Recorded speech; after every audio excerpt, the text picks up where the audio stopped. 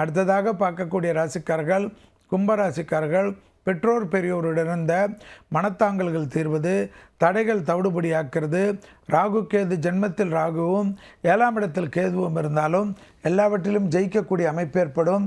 கவலார் பதிகத்தை சொல்ல சொல்ல அனுகூலங்கள் காணப்படும். குடும்பத்தில் அந்நியர் தலையீடு, பிறர் குடும்ப விஷயத்தில் உங்களுடைய தலையீடு கூடவே கூடாது. அசையாமசை பொருள் சேர்க்கை லாபத்தையும் சந்தோஷத்தையும் ஏற்படுத்தி தரும்.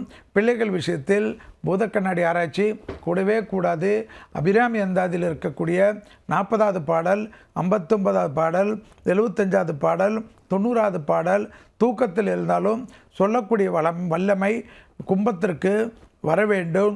அதற்குண்டான பயிற்சிகள் எடுத்துக்கொள்வதோ அல்லது அதை யூடியூபில் கேட்டு நினைவில் வைத்துக்கொள்வதும் நன்மையை ஏற்படுத்தி தரும்.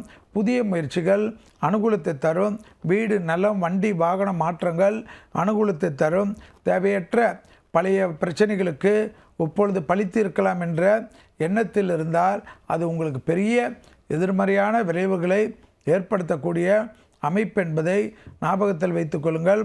தொழில் ரீதியாக அனுகூலம், வியாபாரம் ரீதியாக அனுகூலம், எதிர்பார்க்காத இடத்திலிருந்து நல்ல செய்தி, செல்வாக்குகள் கூடக்கூடிய அற்புதமான அமைப்பு கும்பத்துக்கு காணப்படுகிறது. குடும்பத்தில் மட்டும் மிக கவனமாக இருப்பதும், முடிந்தால் குலதெய்வத்துக்கு போய்விட்டு வருவது சகல விதத்தில் வரக்கூடிய காலகட்டத்தில் அதீத நன்மையும் அதீத சந்தோஷத்தையும் ஏற்படுத்தி கொடுக்கக்கூடிய நல்ல காலகட்டம்.